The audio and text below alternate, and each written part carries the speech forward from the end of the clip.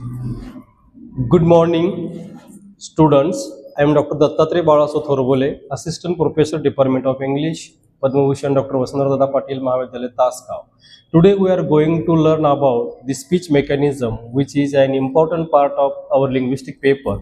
In this lecture, we will understand how speech sounds are produced in our body with the help of the different speech organs.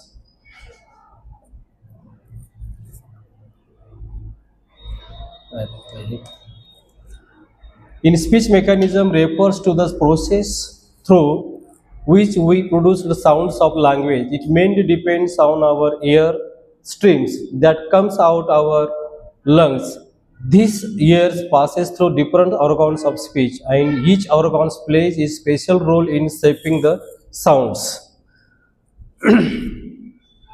So the organs of speech can be divided into three main systems: the respiratory system, which produces the air; the pulmonary system, which produces voice; and the articulatory system, which shape that voice that into the meaningful sounds.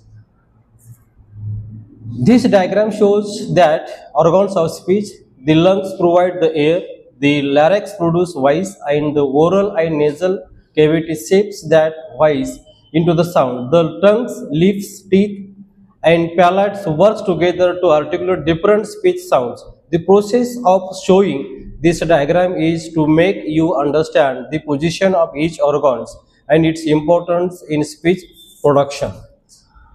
This chart shows that three main systems of speech mechanism: the respiratory system, the pulmonary system, the articulatory system.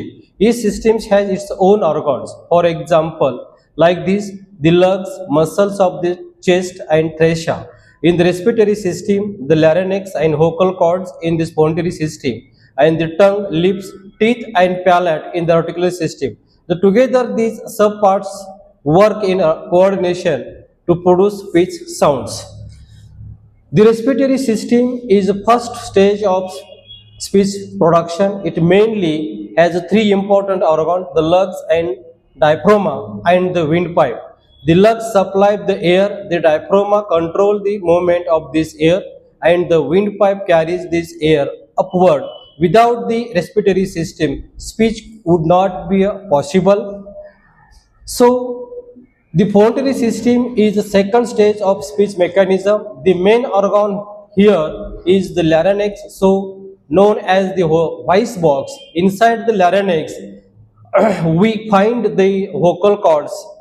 When the air passes, they vibrate and produce voice. If the cord vibrate, we get voiced sound, and if they do not vibrate, we got voiceless sound. Thus, the pulmonary system is responsible for the actual production of these sounds. So, the articulatory system is the final step of speech mechanism. It includes the lips, teeth, palates, tongues, pharynx, and oral cavity and nasal cavity. This part shapes that air and voice into the different speech sounds. For example, the lips helps in sounds like p, b, m. The teeth and tongue work for sounds like t, d, s, z, and the palate and nasal cavity helps in nasal sounds like m, n, ng. Together, these organs gave the final form of our speech. So, the organs of speech can be divided into active articulator and passive articulators. Active articulator are the movable part like the tongue and lips, which passive articulators are the fixed part like the teeth and palate. We will see the details in the next slide. So, we come to here, the active articulator are those parts of which can be move. The tongue is the most important among us because it can touch different part of the mouth to produce different sounds. It helps can open, close or around themselves to produce sounds like p, b, m, v. The lower jaw also helps in opening and closing the mouth. These movable organs help to create the wide variety of speech in English. So, this slide showed that these passive articulators are those which cannot move, but they are surface against which active articulator and strike. For example, the upper teeth help in producing sounds like f and w. The teeth ridge is just behind the upper teeth, and it is important to sound like t, d, s, z. Hard palate and soft palate also play the important role in these are passive articulators.